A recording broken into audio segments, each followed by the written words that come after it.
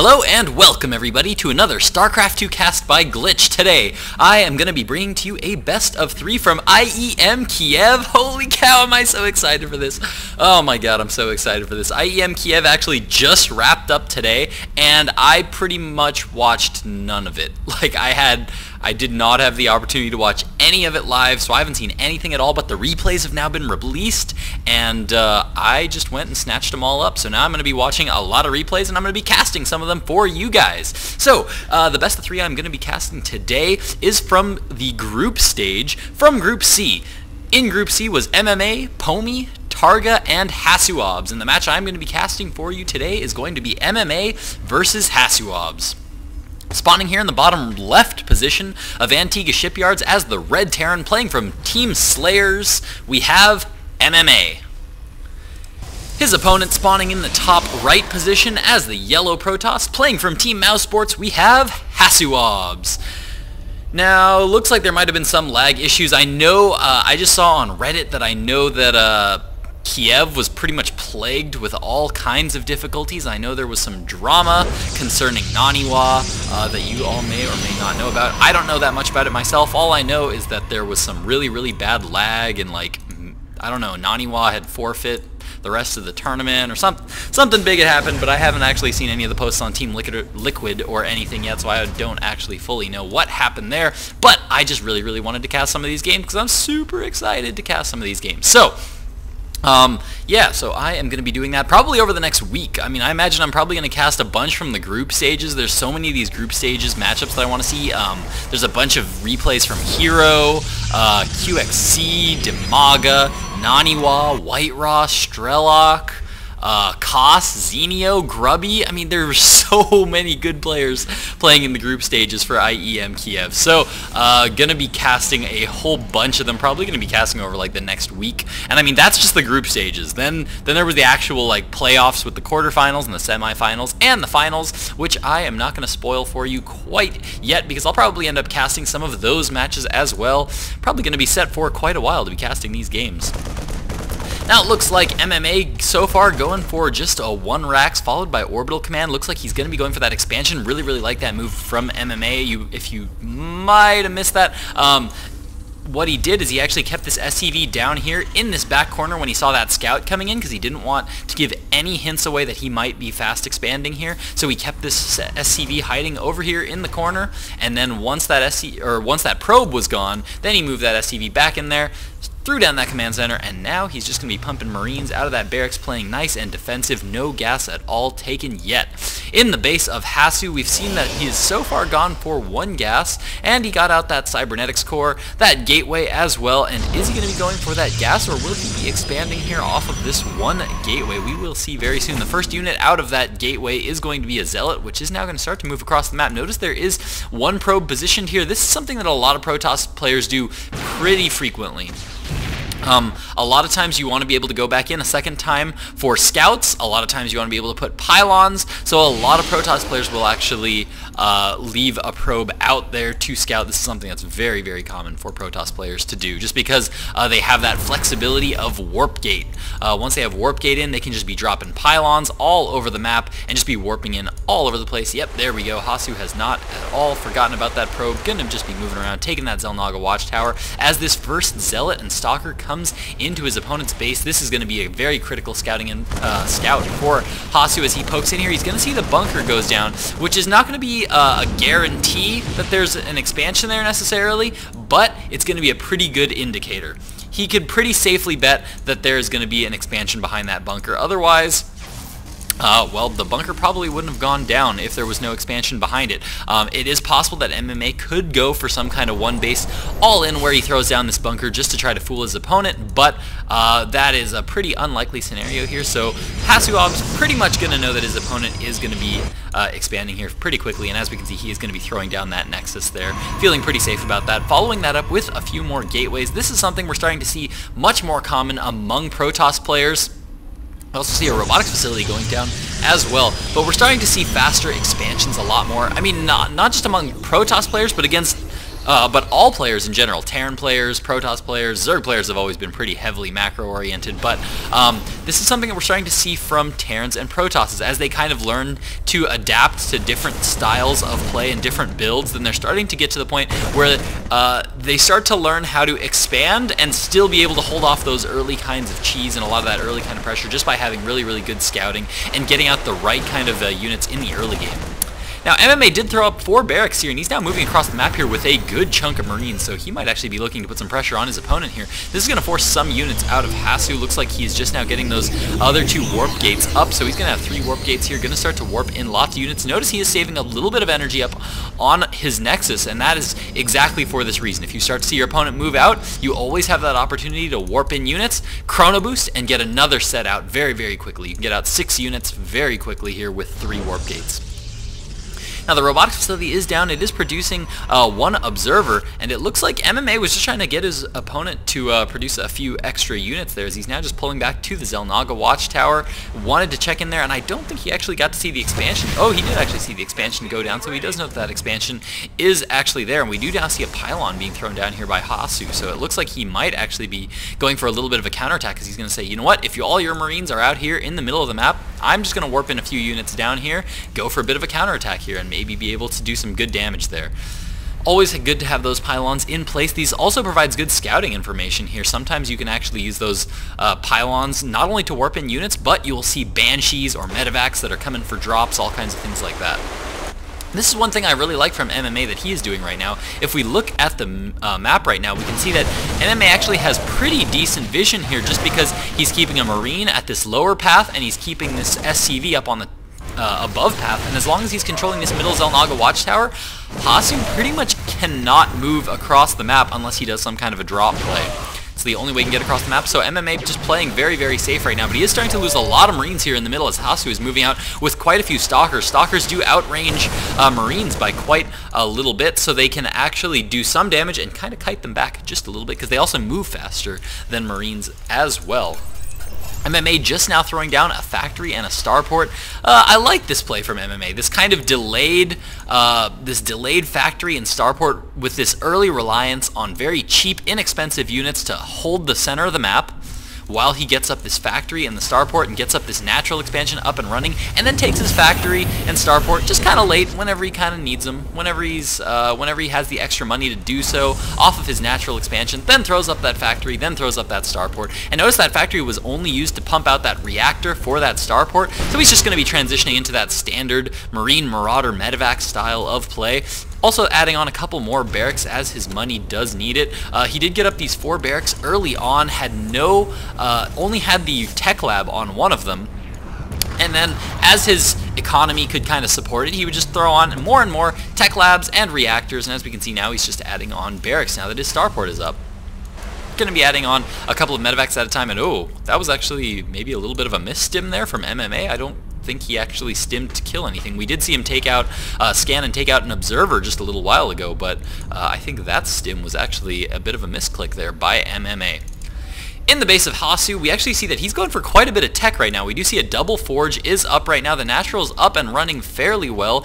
The Twilight Council is now up, researching that charge ability. Researching, right now we do have, what is that? Well, just completed. Yeah, +1 armor. Didn't know whether that was armor or shields. Shields is still something that's pretty much neglected by a lot of players. We don't see a whole lot of shield upgrades yet, despite the fact that the cost of upgrading shields was recently reduced. We still see players more favoring the armor and the ground weapons over those shields. We do see that the charge, like I said, is going to be completing here very shortly. I like the double upgrades from Hasu. I like the 5 gate, and as we can see, Hasu's going to be a little bit behind in the food count, and that is going to be because he went for all this tech very early on. His unit count is going to be a little bit smaller, but if we check out the upgrades on MMA right now, he is currently only +1 in attack, 0 upgrades on infantry armor. Notice only 1 engineering bay just now starting, +1 infantry armor, no other engineering bays up quite yet for MMA. And, I mean, that's pretty much the trade-off, is if you're going to get a lot more army, then you are not going to have as much tech. Hasu has gone that opposite route of having a huge variety of tech. He went for High Templar, he's researching Blink, he got Charge done, Psystorm not yet being researched here. But we do have a drop actually going on at the back of the natural expansion, or the main of Hasu. And it looks like that is going to be picked off there as he dealt with that quite well. I'm actually kind of curious to see a little bit more of that drop, so I'm going to go back really quick and see exactly what happened with that drop. It was a double drop there, but not two full medevacs dropped off units. But look at the reaction speed from Hasu as he just warps in instantly. Lots and lots of zealots. Comes in with all these stalkers and is able to clean that up quite easily. In the meantime, the scout factory from MMA getting a good deal of scouting information out here in the middle of the map, as it looks like Hasu actually going to be taking a third here, pretty much blind. I don't think he actually scouted this expansion yet going down. No, he didn't actually see that expansion going down, but he does have this observer in his opponent's base, so he sees the high barracks count. He sees that the Ghost Academy is now going down here for MMA as well, so he's going to be knowing about that. In the meantime, again, MMA much higher in the army value right now, 135 food to the 119 food of Hasu, but again, Hasu's got the upgrade advantage right now. He is 1-1 with +2 armor about to be completing, whereas MMA still on 1-0, about to be +1/+1. But now MMA is going to have to give up control of that middle watchtower, just because he is going to be playing very safe. I really like this from MMA, this kind of using very inexpensive, cheap units to take a very aggressive stance in the middle of the map very early on, so that he can start to take lots of expansions and get up lots of production structures up. Really like that style. But again, the only disadvantage is that he is going to be behind in tech if he chooses to go for econ and army only.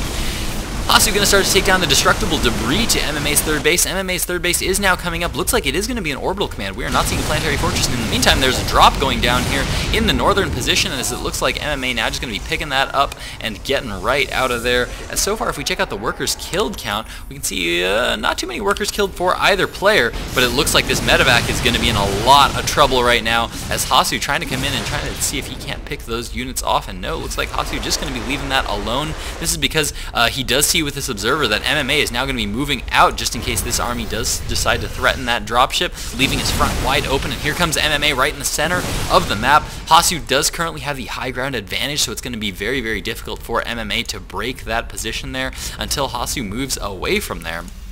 But I think MMA is okay with that. I think right now MMA is trying to focus mainly on just keeping his opponent back, just trying to keep his opponent away from getting all of his expansions up, whereas Hasu right now is trying to be a little bit more aggressive. He's trying to constantly poke in at his opponent, trying to find a good angle of attack, because he does have the upgrade advantage right now. He can see that these bio forces are only 1-1 right now, and he's about to be 2-2 right now. He does currently have +3 ground armor on the way, and we do have a big engagement coming here as MMA now moves in, stimming up a lot of his forces here, and he actually has a very good angle of attack here, as it looks like he did manage to get up on that high ground just a little bit sooner than Hasu did, and it looks like these zealots might have strayed away from the army there, and they are going to be able to clean up the rest of that army. But MMA actually doing a fantastic job of crushing that attack. The blink stalkers are going to escape, and now MMA is a good deal ahead in the food count. I notice he does still have the scout factory at the front of his base, so we does see that the robotics bay is now up, researching that extended thermal lance. We do see that Colossi are now being chrono boosted out as quickly as they can be. And now MMA just going to be pulling back once again, keeping his advantage. Looks like he did finally manage to scout this pylon here, and he's going to be taking that out. In the meantime, we do see that he has thrown down a second engineering bay. We do see that the armory has gone down as well, and we do see Viking production just now beginning here for MMA. Very low medevac count, actually, surprisingly for... actually, no, this isn't that small. Earlier, it was only 2 medevacs for that entire army, but he actually did manage to get out quite a few medevacs. I think those were the medevacs from the drops that he's actually brought back into his army here, and so his medevac count is actually pretty good. Once again, trying to be aggressive here, but once these Colossi come out, he is going to be forced to pull back quite a bit. The ghost count for him is getting pretty high here. He's got a lot of EMPs here available to him. We do see one big EMP going off, catching that entire army.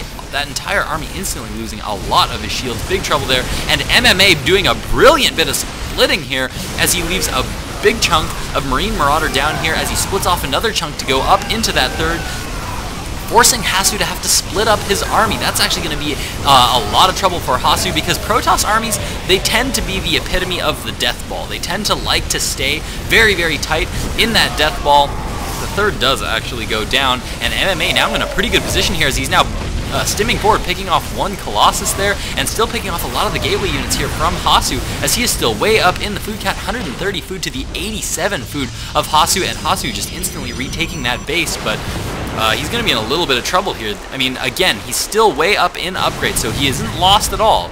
It's 2-3 right now. His upgrades, which are pretty far ahead, looks like 2-2 going to be completing here very soon for MMA, as his third base is now getting up and running. If we check out the harvester count right now, we can see that MMA is down in harvesters, but they're going to be about even, and wow, MMA is actually ahead in the harvester count. Looks like he's getting ready to gear up to take that gold expansion in the middle.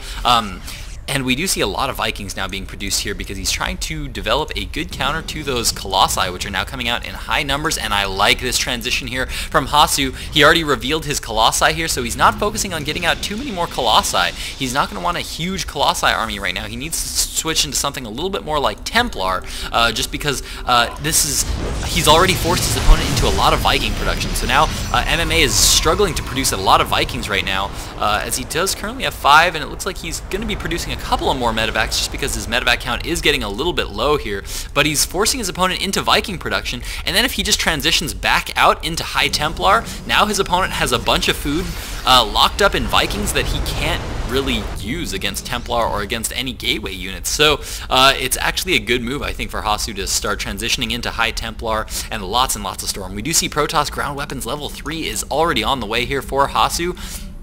And we do see +3/+3 now being started here for MMA, as well as the +1 ship weapons here for MMA. That's going to help a lot with these Vikings able to take down those Colossi even faster. But HaSu is actually catching up quite quickly in the food count right now. MMA surprisingly kind of fallen off a little bit there. I'm not exactly sure why, but his food count has kind of evened out with HaSu. HaSu's just been focusing mainly on pumping a lot of resources into getting up lots of forces, and once again his army is much higher tech. Look at this mixture of Colossi, High Templar, Archons, very high tech units, as opposed to MMA's just Marine Marauder. He does have Ghosts in the mix, which is very good, and he's got some Vikings here as well, but the Viking count really isn't that high, and oh, he needs to be very careful because those Stalkers, if they pick off too many of those Vikings, those Colossi will actually rip this army to shreds if he's not careful. Nice scan going down here by MMA as he does try to catch some of these observers off guard, and oh no, nice EMPs going down here for MMA as a lot of the army is losing a lot of shields quite quickly, but the Templar are moving in and beautiful storms are going down now for HaSu as this bio army is actually falling very quickly. They are still only +2/+2. It would have definitely been desirable for MMA to wait for +3 to engage here, but HaSu decided to just go for it and push forward. His Colossus count is really high. MMA just didn't have the Viking count to be able to really take down those Colossus really quick, and those Colossi just downed all those bio forces along with all those beautiful Psy Storms that went down, and now this Planetary Fortress which was up at the gold expansion is now in quite a bit of trouble as all these Marauders are extremely low in health. Look at all those reds and oranges we are seeing in those Marauder counts. It looks like that Planetary Fortress is going to survive, but HaSu is now in a fantastic position right now as he can just warp in very quickly. His gateway count is getting quite a bit higher right now as he's continuing to just warp in lots and lots more units. He's chrono boosting out lots more Colossi right now, and his +3/+3 is now done, so he's in a fantastic position versus these 2/2 units, so he needs to keep pressuring as much as he possibly can right now. Look at how much he's maxing, 150 food to the 93 food of MMA, now moving in with one Zealot here, and now he's actually going to be able to do quite a bit of damage because this is not a Planetary Fortress there, as the bulk of HaSu's army now is going to be moving in. Looks like MMA just going to be going for a bit of a counterattack here, and HaSu now just taking a 4th base, trying to get up that Nexus as quick as he can here, but there is no defense here for MMA as HaSu just moves straight into the natural expansion, starts to take out all the production of MMA. The starport does go down, the orbital command is now being focused down. MMA trying to get into this 3rd expansion, but no, MMA just not going to have enough to be able to quite deal with all the forces of HaSu Obs, and HaSu Obs takes game 1 with his high-tech advantage. So, well played game there by HaSu. I actually can't believe I thought MMA might have had that game, but no, looks like HaSu Obs able to take a game off of MMA, so that means we're going to be jumping into game 2 to see if HaSu Obs can close it out 2-0, or whether MMA is going to be bringing it out in game 2 and pushing it to a game 3. So stick with me, guys. Game 2 of MMA versus HaSu Obs coming up in just a moment.